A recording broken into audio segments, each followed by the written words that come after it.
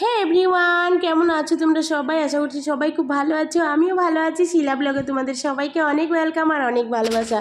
তো আজকে চলে আসলাম আমি ফালাকাটায়।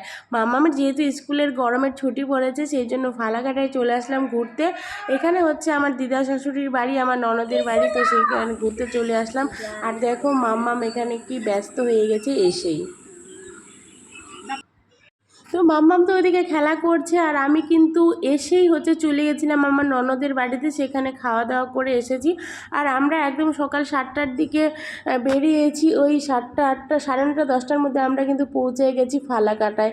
তো এসেই চলে গেছিলাম আমার ননদের বাড়িতে, সেখানে মাংস ভাত খাওয়া দাওয়া করে এসেছি। তারপরে এই যে আমি এখন খাচ্ছি আম মাখা। একটা দিদি আমাকে আম মাখা করে দিল, আর এটা না এতটাই মিষ্টি, আমরা যে গ্রেট করার কোনো দরকারই নেই। এই যে একদম গোটা গোটা আমটা না লবণ আর কাঁচা লঙ্কা দিয়ে একটু চটকিয়ে দিল, তো সেই খেতে কিন্তু টেস্টি। আর বসে বসে খাচ্ছি, আর আমটা খেয়ে আবার এখানে ভাত খেতে হবে। মামি না অনেকক্ষণ ধরে বলছে খাওয়ার কথা, যেহেতু আর এখানে কিন্তু এখন খাওয়া দাওয়া করতে বসে করবো। গেছি। এই যে হচ্ছে ভাত, করলা ভাজা, তো আর অনেক এখানে কিছু কিন্তু রান্না অনেক করেছে, চিংড়ি মাছ, করলা ভাজা, ডাল, তোমরা তো দেখলেই অত কিছু রান্না হয়ে গেছে।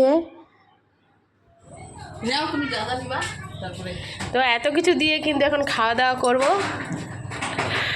তো দারুণ কিন্তু খাওয়া দাওয়া হলো। আর এখানে দেখো মামি হচ্ছে উঠানের মধ্যে কী কী সব শাক লাগিয়েছে, ডাঁটা আর অনেক কিছু শাক লাগিয়েছে। মামা তো সে ঘোরাঘুরি এটা করছে। হচ্ছে আমার আর ভাগনা। এটা আমার ভাগনা।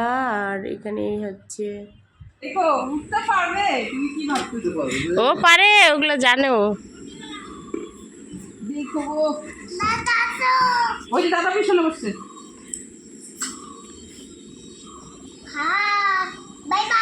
বাবা দেখো, বাই বাই। ও মামি খালি হাসে।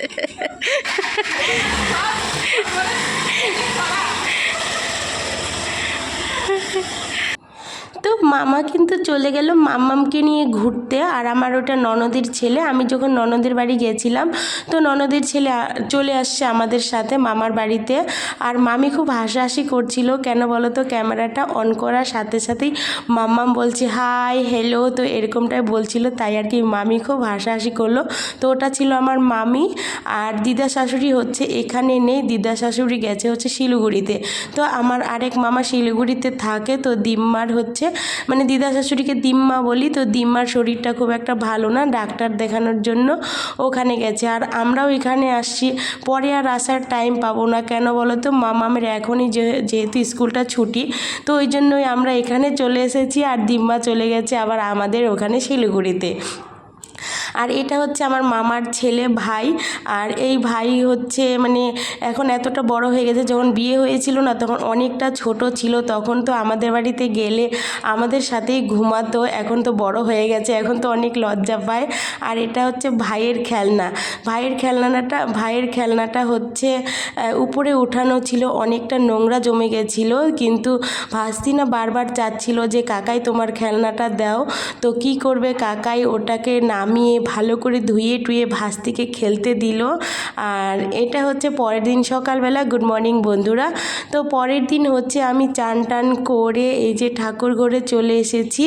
এই যে আমার হচ্ছে দিদাদের বাড়িতে মন্দির আছে, রাধা কৃষ্ণের মন্দির, তো রাধা কৃষ্ণ গোপাল ছিল। তো আমার কিন্তু মন্দিরে পুজো দেওয়া হয়ে গেল। আর এখানে হচ্ছে মামির এটা ঘরের সিংহাসন, এখানেও অনেক ঠাকুর আছে, লক্ষ্মী, সরস্বতী, লোকনাথ।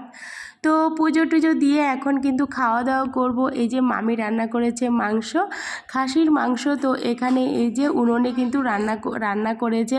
আর উনুনে রান্না করা মাংস কিন্তু খেতে দারুণ টেস্টি হয়। মামির উনুনও আছে, গ্যাসেও আছে। তো আজকে মাংসটা হচ্ছে উনুনে রান্না করেছে, আর উনুনে খেতে কিন্তু সত্যি দারুণ টেস্টি হয়।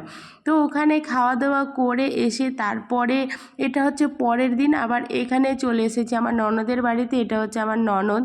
তো মামিদের বাড়ি থেকে এখন ননদের বাড়ি এসে গেছি, ওই 2-3 মিনিট না, 8-10 মিনিটের রাস্তা। তো এখানে চলে এসে কিন্তু খাওয়া দাওয়া করে আবার হচ্ছে আমরা ঘুরতে বেরিয়েছি বিকেলবেলা।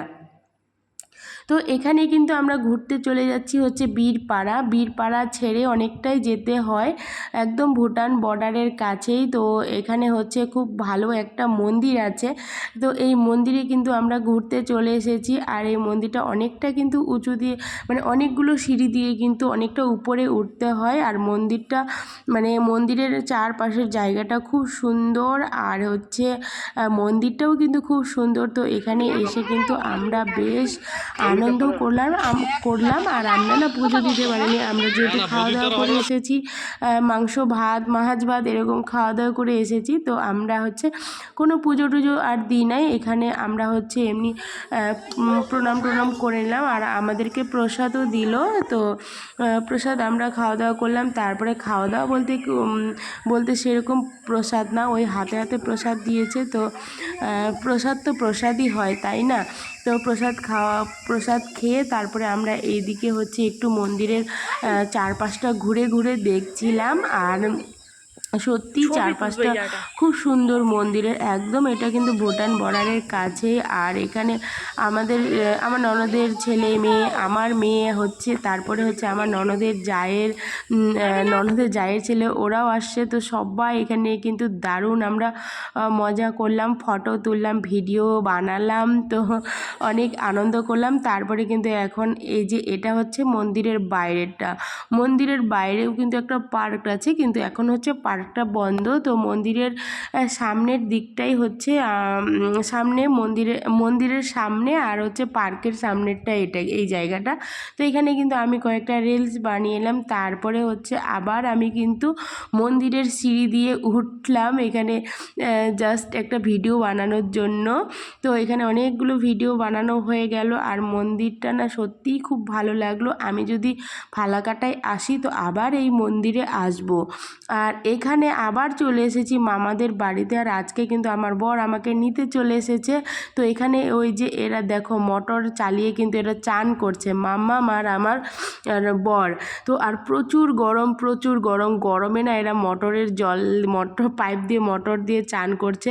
তো খুব মানে জলটা ঠান্ডা হয় না মোটরের, তো গরমও প্রচুর, তাই এখানে চান টান করে নিল। আর এই যে মামাদের বাড়ি এটা, আর এই যে কাঁঠাল গাছ, এটা হচ্ছে মামিদের কাঁঠাল গাছ। তো চারপাশটাই কিন্তু হচ্ছে এটা একদম আমার মামাদের।